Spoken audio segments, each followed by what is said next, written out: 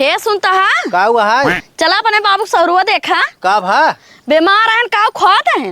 अरे काव खात है डॉक्टर हल्का भोजन करे कहे बाटन हल्का भोजन करत होई है। हाँ चल के देखा कितना हल्का खाता है नावा। चला यहाँ देखा खाता है। कहो बाबू का काव खात हा तू? पकौड़ा तो है। पकौड़ा हम हो दिखात बाटई है। डॉक्टर तो का बोले बाटन बीमार रहा तो हल्का भोजन करा। ये काव खात हा तू? हाँ ये वजन बा अरे बताओ पकौड़ा वजन ना होते बे पकौड़ा तू सब समझ नहीं आ पाओ तो हमारा बतिये समझाओ तो है।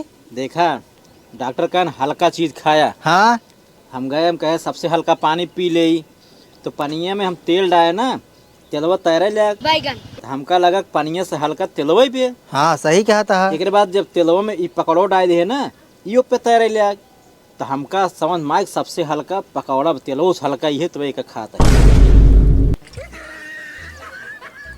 जा अपन काम देखा।